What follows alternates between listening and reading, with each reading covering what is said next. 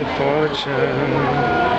Some people live just for the fame. Thank you. Tawag dito,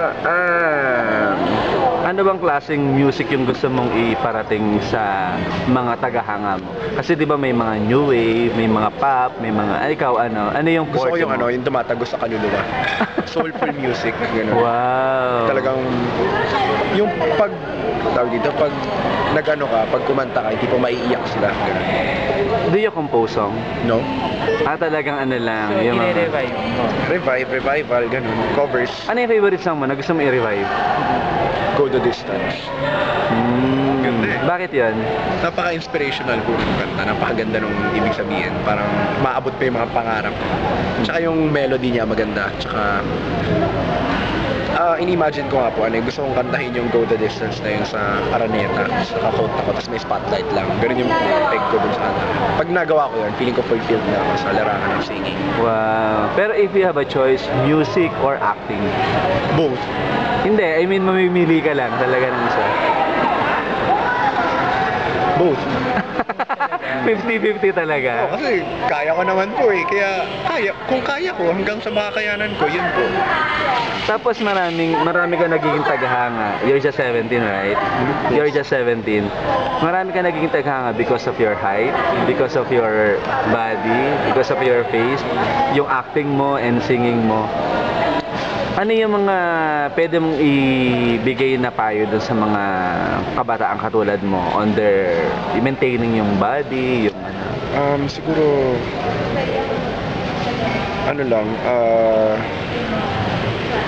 eat healthy foods lang. Tsaka, iwas sa bisyo.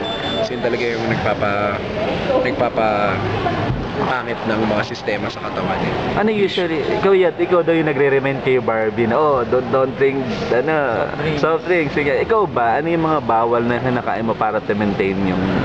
Sa ngayon, iniiwasan ko na po magmalamig na tubig. Bakit? For the voice. Yeah, Okay. as much as possible. Tsaka, tuwing umaga, umiinom po ako ng luya juice sa labat man. Ano, fresh? Na talagang didikdikin? Yung tipo, pag ininom mo, may anghang, may ubo factor. Tapos may aftertaste pa parang Aftertaste na ganyan. masama. Pero, ayun, tsaka every week vocalize. Ayun. May iniiwasan kang mga food na, na kasi makakataba or parang makakasira na. Dati nung health conscious pa ako, nung mga umpisang days ng Mariposa, hindi ako makain morning, lunch. Tapos ngayon, lahat kinakain ko na, tapos binaburn ko na lang po siya. Tapos, Derek, you do exercise? Workout? Yeah, and gym. How regular do you go to gym? Once a week. Yun lang. Kasi hindi pa busy. naman ako, maintenance lang po.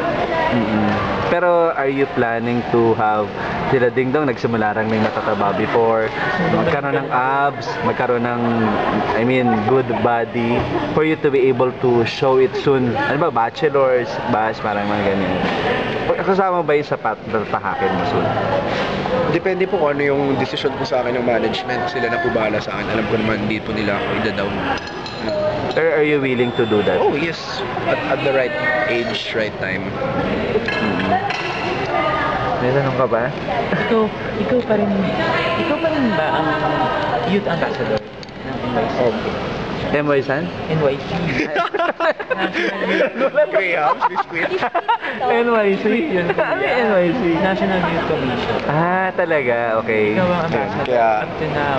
So, sa mga schools ka na bumisita or may Ay. time ka pa ba ngayon? Sa po, tawag dito sa...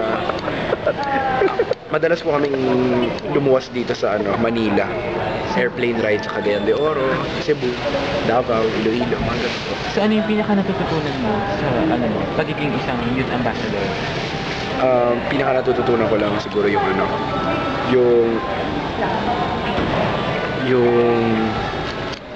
mga pag-iwas sa mga bawal na gawain, bawal na mga illegal na lalo na para sa mga kabataan. So hindi ka na pwede magmura sa mall? Oo, yun, yung mga gano'n.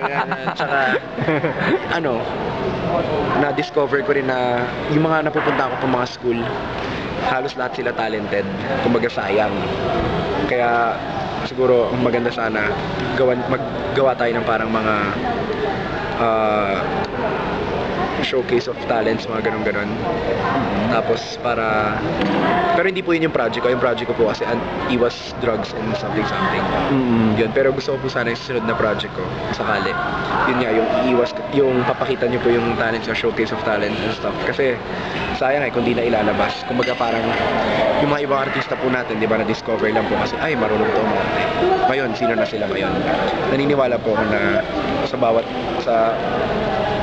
bawat batang makita ko, merong tinatagong hidden talent na magdadala sa kanila, mag-influensya pa sa mga ibang kabataan para to do good. How kumbaga proud are you na, 'di ba, madalang sa mga ang daming artistang kabataan ngayon. Ikaw yung isa sa mga naging ambassador. Ano masasabi mo doon? Kumbaga, 'di ba, napaka pressure ba sa iyo kasi hindi ka makakagawa ng mga bagay na ikakasira at kasisira ng kabataan? Siyempre pressure kasi tulad dati, pag may party, syempre hindi maiwasan yung mga party sa mga bar, gano'n. Pero hindi po naman ako umiinom. Pero, syempre, di ba, pag may party, pupunta ka doon. Ngayon, hindi na ako pwede makita. Mahirap siya, tapos may konting pressure din kasi yung mga sinundan ko po, sila Kuya Ding Dong, talagang nagawa nila yung trabaho nila ng maayos. Ayun, kaya, yun. Do you consider yourself na as a role model? Siguro po kasi wala naman po akong pinapakita sa kanilang bad influence na gano'n.